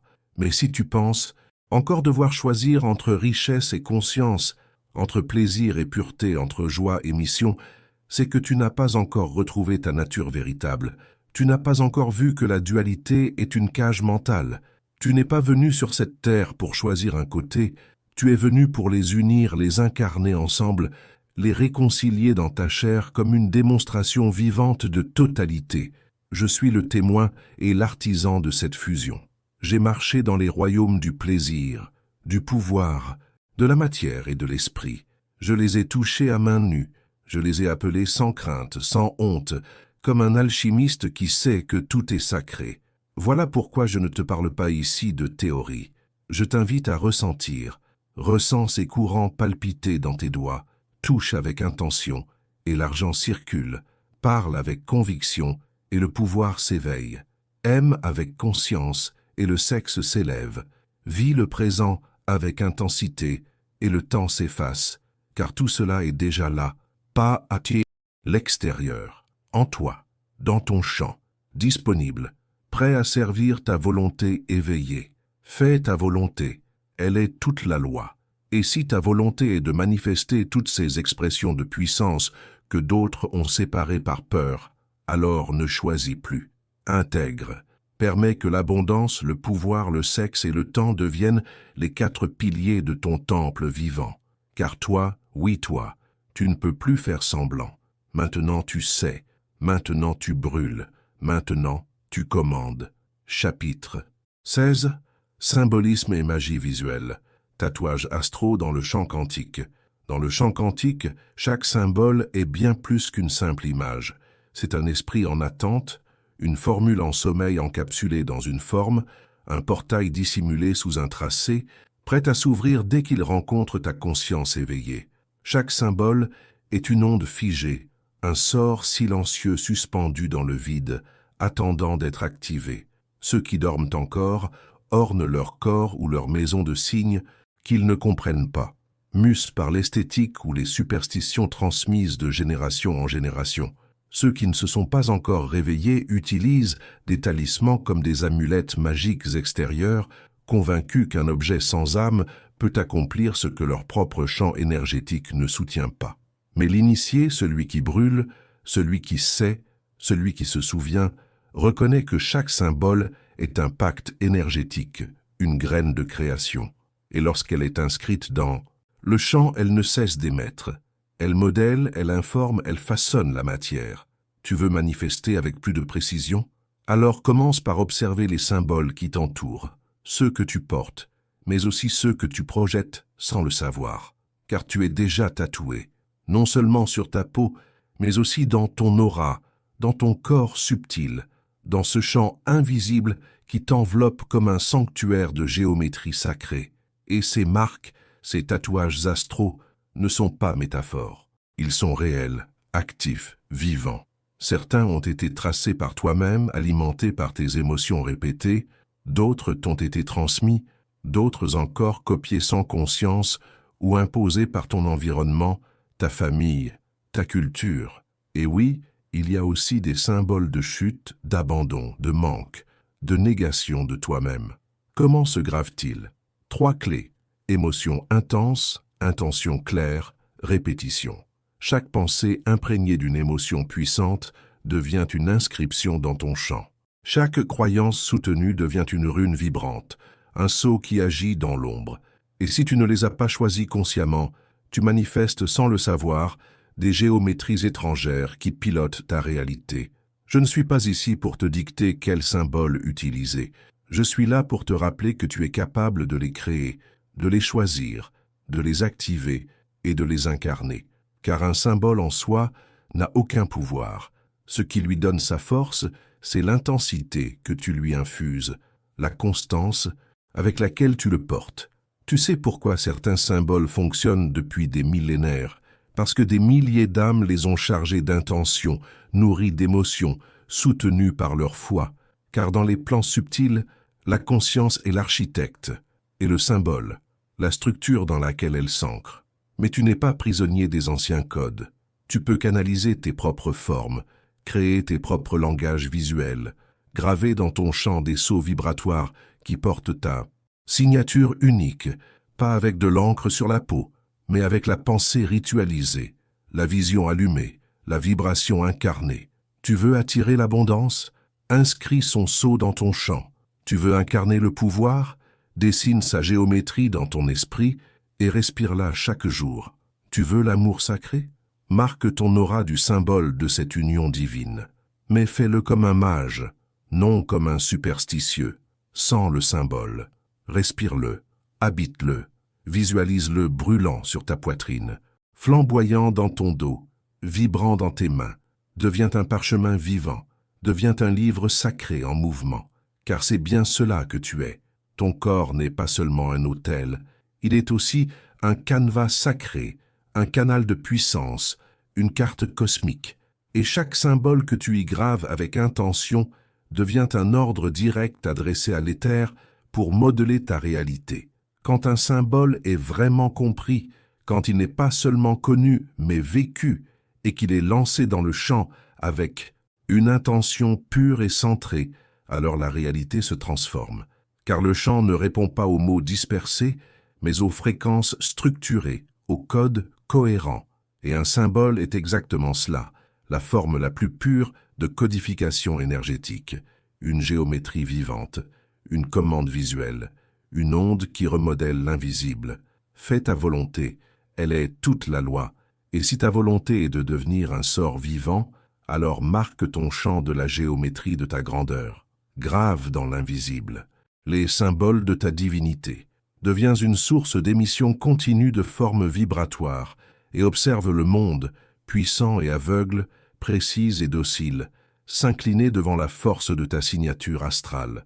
Car désormais, tu parles le langage sacré des dieux et tu le portes sur toi. Chapitre 17. Le karma n'est pas une sentence, c'est une fréquence, et la volonté, son antidote. L'univers n'a pas été conçu pour te punir, il a été bâti pour t'obéir. Mais si tu ne lui donnes pas d'ordre, il répète. Si tu ne t'éveilles pas, il recycle. Il t'offre les mêmes scénarios, les mêmes épreuves avec de nouveaux visages, les mêmes erreurs déguisées en leçons. Et toi, sans le savoir, tu appelles cela destin. Tu l'habilles du mot mission. Tu dis que c'est la vie, mais tu ne t'es pas incarné pour subir ce qui t'est donné. Tu es venu pour créer ce qui t'appartient. Et alors, qu'est-ce que le karma? Ce n'est ni une punition divine, ni un système de dette cosmique. C'est un sort non rompu. C'est un symbole ancien encore actif, un sceau énergétique gravé dans ton champ parce que tu as oublié que tu possèdes le pouvoir de l'effacer. Si tu n'exerces pas ta volonté, tu en restes l'esclave. Pas parce que tu as fauté, mais parce que tu as oublié que ta volonté transcende tout héritage. Le karma ne se brise pas avec des prières, ni avec des larmes, ni par la culpabilité. Il se rompt par l'action. Il s'annule par la création, par une décision qui n'a encore jamais été prise dans ton histoire ou dans celle de ta lignée. Il se dissout lorsque tu oses faire ce que personne dans ton sang n'a osé accomplir. Quand tu exprimes ce qu'aucune voix familiale n'a jamais formulé. Quand tu te dresses, éveillé, et que tu deviens l'architecte, non le répétiteur, des anciens schémas. La volonté authentique ne parlemente pas avec le karma. Elle ne l'enrobe pas de rituels. Elle ne le vénère pas. Elle le brise. Elle l'embrase. Elle le remplace par une fréquence neuve. Car la dette n'existe que dans les systèmes répétitifs. Et une volonté éveillée, lorsqu'elle devient divine, ne répète pas. Elle crée. Tu n'es pas ici pour donner du sens à ton passé. Tu es ici pour initier de nouvelles trames. Si quelque chose te fait mal, si quelque chose revient sans cesse, si quelque chose te bloque, ce n'est pas une punition. C'est une géométrie stagnante qui attend d'être reconfigurée, un symbole à effacer. Et cette reprogrammation ne se produit que lorsque tu choisis de placer ta parole au-dessus de ton passé, ta vision au-dessus de ton héritage, ta flamme au-dessus de toute mémoire ancienne. Le karma est loyal envers ceux qui ne le défient pas, mais il tremble, il chute, il se dissout devant le mage qui vibre au-delà du schéma. Accomplis ta volonté, elle est la seule loi. Et si ta volonté est liberté, alors ne t'attarde pas à expliquer ta douleur, ne répète plus ton histoire. Traverse-la, consume-la, détache ses fils, et regarde l'univers se redessiner à ton image parce que pour la première fois, tu as cessé de répéter, tu as commencé à créer. Chapitre 18. L'art de ne pas attendre, modeler le temps depuis l'éternité. Attendre, c'est mourir lentement. Attendre, c'est sacrifier ton feu sur l'autel d'un futur illusoire. C'est reporter ta puissance, comme si l'instant présent n'était pas digne de contenir ta manifestation. Mais tu n'es pas venu pour patienter. Tu es venu pour embraser, pour faire vibrer le champ, pour déformer le temps depuis le noyau incandescent de ton être. Qui t'a dit que tu devais attendre? Qui t'a fait croire que tout arrive en son temps? Qui t'a programmé à te soumettre à un calendrier céleste? Ce sont des dogmes transmis par des âmes endormies, des costumes cousus par une spiritualité édentée. Le temps n'est pas une ligne figée, le temps est une matière, un champ souple, une fréquence qui plie devant ton intensité, et cette intensité n'est pas une force brutale, c'est la présence absolue, c'est la manière dont tu habites l'instant avec tant de vérité, tant de totalité, que le temps se recourbe. Quand tu es entièrement ici, le temps devient malléable. Quand tu respires le maintenant comme s'il n'existait rien d'autre, le futur cesse d'être une attente. Il devient une révélation immédiate. Voilà le véritable art de ne pas attendre. Non pas parce que tu es impatient, mais parce que tu es éternel. Et l'éternel ne reporte rien. L'éternel manifeste. Celui qui attend ne croit pas encore. Celui qui attend délègue son feu. Celui qui attend s'agenouille devant le temps linéaire, au lieu de le plier par sa vibration. As-tu remarqué que le temps s'efface quand tu es pleinement vivant, qu'il ralentit ou s'accélère selon ton intensité? Ce n'est pas un hasard, c'est de l'alchimie. C'est la maîtrise du champ temporel. C'est la magie de l'instant. Accomplis ta volonté. Elle est toute la loi. Et si ta volonté est de créer ici et maintenant, ne confie pas ton feu à demain. Active ta flamme. Incarne l'instant, et tu verras le temps cesser de te presser. Il commencera à te servir, car l'Éternel n'attend pas. L'Éternel commande. Quand tu t'endors, le temps se fige. Quand tu souffres, il s'étire comme une corde sans fin. Quand tu doutes, il s'emballe, incontrôlable. Mais lorsque tu choisis, le temps s'arrête. Il plie, il t'écoute. Ce n'est pas de la poésie, c'est de l'alchimie temporelle. Car le vrai mage ne laisse pas le calendrier décider. Il ne se prosterne pas devant l'horloge. Le mage sculpte le temps comme on façonne l'argile. Il le replie avec son intention. Il l'enflamme avec son feu intérieur. Il sait que le temps n'est ni juge, ni maître, ni ennemi. Le temps est matière brute, et toute matière se façonne avec conscience. Tu veux être sauvé. Ne projette pas ce salut dans l'avenir. Habite-le aujourd'hui. Ne visualise pas l'instant où cela arrivera. Vis-le maintenant. Déclare-le. Marche comme si ton feu l'avait déjà conquis. Parce qu'attendre, c'est regarder depuis le manque. Et tu n'es pas vide. Tu es saturé de dieux endormis, de possibilités en veille, d'univers parallèles qui hurlent pour être activés. L'erreur, c'est de croire qu'il faut leur donner du temps. Non, il faut le faire fondre, l'effondrer, le percer, exposer le mensonge de son règne. Chapitre 19. Le temps plie devant la volonté qui ne faiblit pas. Le temps s'incline devant la volonté qui ne tremble pas. Et la vraie volonté ne demande jamais quand. Elle ordonne, maintenant. Elle proclame, c'est déjà. Et alors tout l'univers obéit. Voilà le secret brut le plus dénudé de tous. Tu n'es pas soumis au temps. C'est le temps qui est soumis à toi. Lorsque ta fréquence chute, il t'engloutit. Mais lorsque tu l'élèves, c'est lui qui se plie à ton feu. Et quand cela se produit, il n'y a plus d'attente. Il n'y a que présence créatrice. Il n'y a plus que manifestation immédiate. L'éternité concentrée dans le brasier du présent. Accomplis ta volonté. Elle est la seule loi. Et si ta volonté est d'abolir l'attente, alors vis comme si c'était déjà fait. Respire comme si c'était déjà tien. Déclare comme si c'était déjà gravé dans la matière. Et tu verras le temps, cette marionnette invisible, danser au rythme exact de ta vibration. Parce que tu te souviens enfin de ce que tant ont oublié. Le temps ne commande pas. Le temps obéit. Chapitre 20. Tu es le canal. Déverrouille le sanctuaire du Créateur. Cesse de chercher à l'extérieur ce qui a toujours vibré en toi. Cesse de remettre ton pouvoir entre les mains de figures sacrées, de maîtres éclairés, de noms étrangers, qui ne sont que des miroirs de ce que tu refuses encore d'assumer.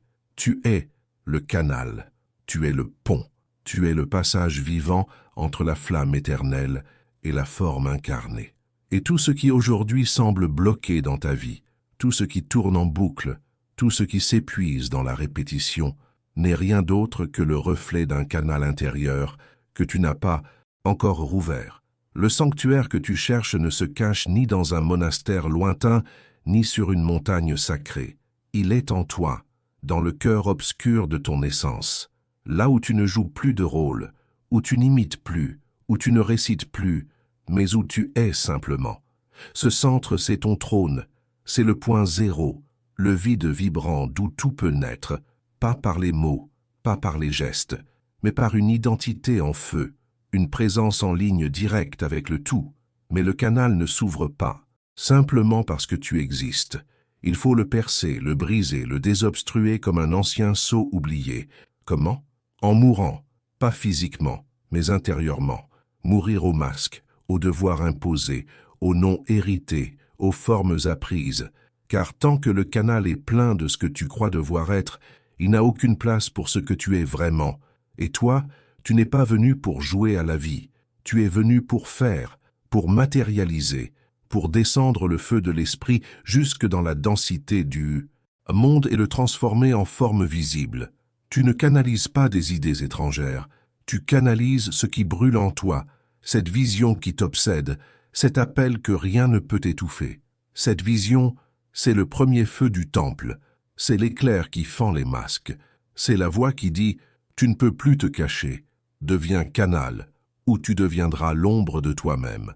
Être canal n'est pas confortable, c'est ardent, car celui qui devient portail ne peut plus s'attacher à rien qui ne soit aligné avec ce qui le traverse. Il ne peut plus vivre dans des relations, des idées ou des structures qui vibrent faux.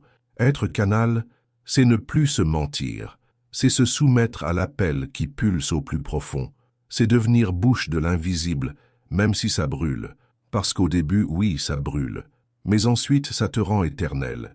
Tu deviens cet être étrange dont la vie entière devient incantation, dont la respiration devient sortilège, dont chaque pas est une onde entre deux mondes. Tu n'es pas ici pour chercher un but, tu es le but. Et quand tu canalises, tout ce que tu touches porte ta trace.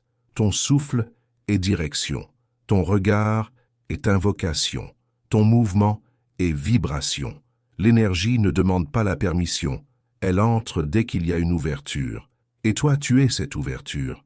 Si tu oses te vider de ce qui n'est plus toi, si tu lâches le faux, le mort, le figé, alors fais ta volonté, car elle est la seule loi. Et si ta volonté est d'incarner cette grandeur qui pulse déjà en toi, alors déchire le sceau, ouvre le temple, libère le canal, deviens ce que tu es depuis toujours, l'autel et la flamme, le verbe et la matière, le mage et la magie, toi, oui, toi, le Créateur, le canal absolu par lequel tout s'écoule. Chapitre 21. La grande œuvre, c'est toi. Manifeste ou consume-toi. On t'a tout enseigné à l'envers. On t'a parlé de temples cachés sur des sommets inaccessibles, d'initiations secrètes écrites dans des langues mortes, de missions cosmiques dissoutes dans des étoiles froides. On t'a poussé à regarder vers l'extérieur, vers l'invisible lointain, vers l'éternel inaccessible. Mais aujourd'hui, je te le dis sans masque, avec la voix nue de celui qui est tombé et revenu en feu. La grande œuvre n'est pas ailleurs. Elle, c'est toi. La grande œuvre, c'est ta vie. C'est ton sang en mouvement, ton chaos en transformation, ton feu encore mal dirigé.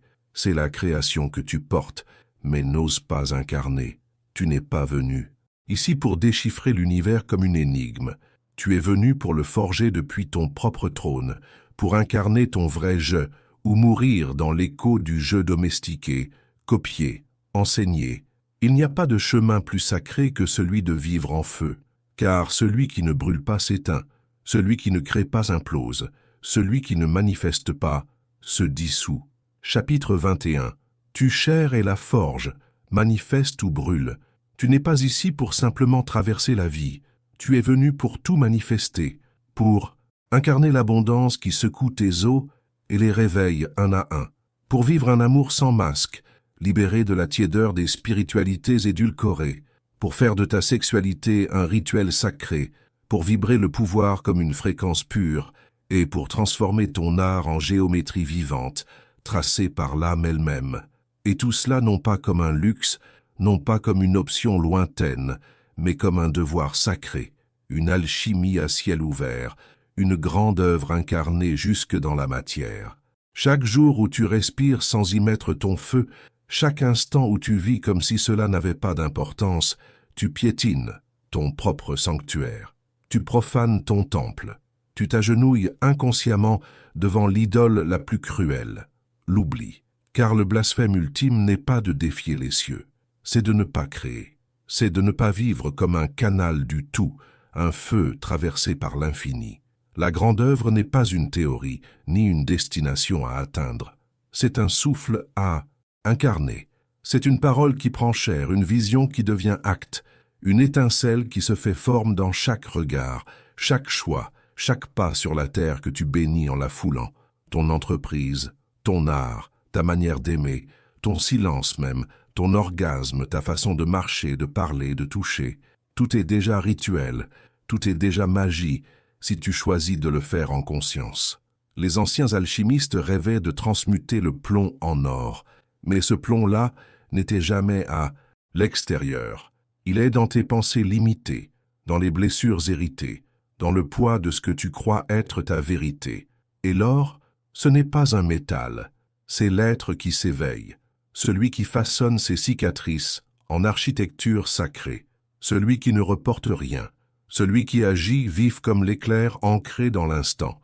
Si tu attends encore une synchronicité parfaite, un timing céleste ou une permission cosmique pour commencer, sache-le, tu as déjà manqué l'appel, car le cosmos répond à celui qui agit le premier, celui qui allume son feu sans témoin, celui qui déclare dans le vide, celui qui agit même quand il tremble.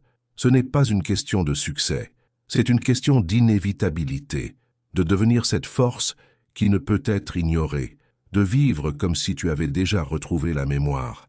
La grande œuvre n'est pas une destination, c'est une marche en couronne, et si tu ne manifestes pas, tu brûleras, non pas en punition, mais en conséquence, car l'énergie que tu refuses d'utiliser ne disparaît pas, elle se décompose, elle stagne, elle s'infecte, elle devient maladie, angoisse, manque, répétition.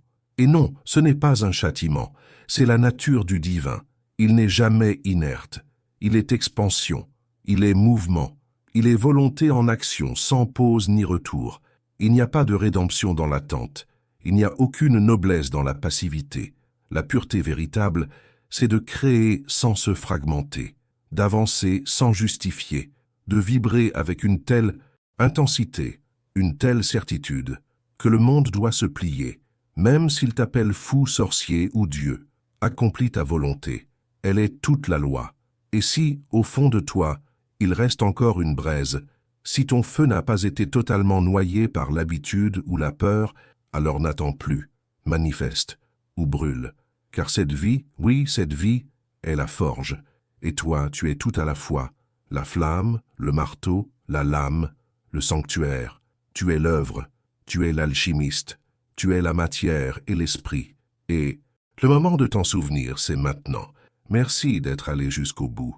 N'oublie pas de t'abonner, car ce qui arrive n'est pas un simple contenu, c'est du feu.